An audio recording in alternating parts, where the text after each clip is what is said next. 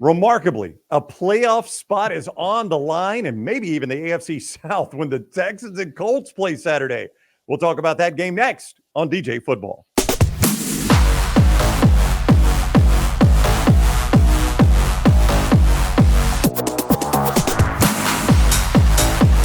This is DJ Football. He is Daniel Jeremiah of the NFL Network. I'm Ryan Brown. The show presented by MyBookie.ag. Code next round when you sign on at MyBookie.ag.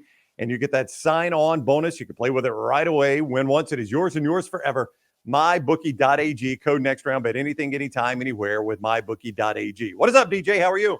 I'm doing great, buddy. It's frigid here. Got in the 50s last night. And as you can appreciate, you had to pack up the winter coat and come out here to California, so you can appreciate how harsh it gets out here. Well, I mean, I had a pullover on at the Rose Bowl, so it was that's defined as frigid. Bad, huh? When I had to wear a pullover. Yeah, it actually did get quite cool after the game was over.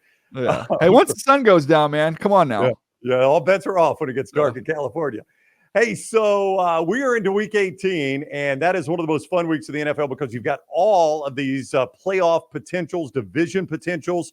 And one is on the line here in Indianapolis. It could be for the AFC South eventually. You won't know that when the game is played, but it could certainly be for a playoff spot between Houston and Indianapolis, which is pretty remarkable to say when you consider where these two teams started the season and their prospects. 100%. I mean, they are guaranteed whoever wins this game is in the postseason. So that is a lot to play for. We'll see what happens with Jacksonville. Maybe, we get shocked and Jacksonville loses a game. I don't think they will. But if they did, then this could be a T-shirt and hat game to see who wins the division and gets a home game in the playoffs, which is remarkable because you just look at the quarterback position. Let's just start there. I mean, this is the Houston Texans team, not only starting a rookie quarterback, but obviously they picked second in the draft. Like, this is a team that was terrible last year.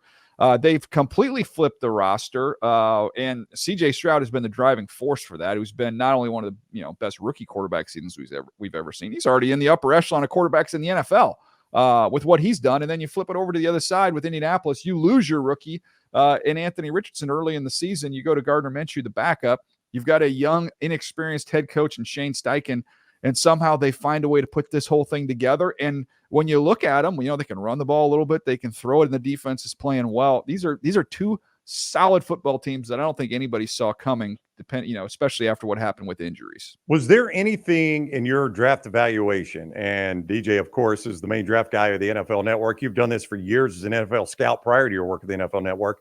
Was there anything in your draft evaluation where you thought that as early as Richardson and not Richardson got hurt so early, it's unfair to ask this question, but as early as Stroud was going to go, that you thought that's a guy that could lead a team to the playoffs in year one? No, I did not see that. Not a chance, right? I mean, you wouldn't say that about most any quarterback prospect. Yeah. No, I would love to have revisionist history, and I would love to tell you that I had some foresight there and saw this coming, but I really didn't. I thought he was a very gifted natural thrower. We said that, and I said that throughout the whole process. The playmaking stuff. Okay, we saw it in the Georgia game. We knew he had that capability. I thought the ceiling with him was high. And you'll see maybe an efficient, kind of check the ball down, get some completions early in his NFL career, and he'll grow and evolve. Ryan, this guy's chucking the ball all over the lot at the second and third levels with confidence, on balance, every type of throw. I mean, like I said, this isn't a great rookie season. This is one of the great quarterback seasons. Is he making throws you saw him make? Did you see him make all these throws at Ohio State, or is he making throws now he wasn't even making in college? Well, we saw glimpses of every type of throw at Ohio State. Now, a guy, obviously, you're playing with better players than the teams you're playing against. So the windows, he didn't have as many opportunities to fit balls in tight windows, which the NFL is a tight window league. So maybe some of those throws in terms of the proximity of the defender. But no, you knew he was a gifted thrower. I did not think he was moving around like this and making plays on the move, off script, moving the pocket. And then just how fast he's been able to just get from 1 to 2 to 3. I mean, that's rare, man. Like, what he's doing is rare. And you saw some glimpses of it at Ohio State, but not at this level. I would have to say, though, for DeMeco Ryans to do this as a first-year NFL coach also is rare to potentially take a team to the playoffs. But some of that has to be, I mean, he saw the blueprint of how to do it in San Francisco, right? DeMeco's obviously a really good coach, but some of that San Francisco stuff just had to rub off on him a little bit. This guy knows how to make it to the postseason. Yeah, well, it's not everybody in that tree, you can go through the names of some of the people that have been around certain great coaches, and it hasn't translated. So I'll give him the bulk of the credit there for not only, it's a unique situation. You talk about being around San Francisco. He's been in Houston as a player. He's been around success at the collegiate level. He's a, kind of, if you go with the theory, it takes one to know one. Like he was somebody that was incredibly, as incredibly smart, passionate, driven, a leader. And so what have they done? They've gone out and found a bunch of D'Amico Ryans and like thrown them into the building, not just on the playing field, but also on the coaching staff. They've done a fantastic job there. He's, I think Kevin Stefanski probably wins the coach of the year with Cleveland, but I would say D'Amico Ryan's going to be right there with him. And look, let's not shortchange Shane Steichen on the other side either. Well, can the Colts continue to find some Minshew magic? We'll discuss that in just one moment. A reminder, the show presented by MyBookie.ag. Code next round. When you sign on at MyBookie.ag, get that sign-on bonus up to $1,000 right there at MyBookie.ag. Great sign-on bonus. You can use it once, win once with it. It is yours forever. Not one of those you got to win 5, 6, 7 times to keep it. You can bet anything, anytime, anywhere with MyBookie.ag. Code next round. Also, Manscaped.com. I'm going to show you the Handyman. This great compact razor, also great in the home, easy to travel with, gives you a great shave. They've also got the Weed Whacker, which takes care of the nose hair and the ear hair, so you're not all unkempt, looking all old and crazy. And they've got the Beard Hedger. I use it all the time. 20 adjustable settings on that, and it's one guard, so you don't have to constantly change guards or fill up your drawer with 20 different guards, and it never pops off and gaps your beard at the worst possible time. And then there is the Lawnmower, which takes care of the full body, including the undercarriage. They got great boxer shorts, great men's body products, all there at Manscaped.com. And because you're watching DJ Football, you get a great discount. DJF20 for 20% off your initial order at Manscaped.com. Minshew magic. When you lose a starter, well, first of all, let's just play it this way. When you're drafting, what did Richardson go? 4th? You're drafting 4th. Correct. That tells me your roster is not amazing that you're drafting 4th. You take a rookie quarterback. He actually shows some promise, but then gets hurt. The fact that you're even in this situation is pretty remarkable. But Gardner Minshew is a guy that has done this at Jacksonville, and now he's done it here. He just kind of has a little Minshew magic sometimes. Yeah, Minshew mania, Minshew magic, the jorts, the whole thing. It works, and I don't know, how this translates over a 3, 4, 5 year period of time. But for a stretch of games, he keeps you in games. He's competitive. He finds a way to kind of just make a throw here or there, make a play here or there.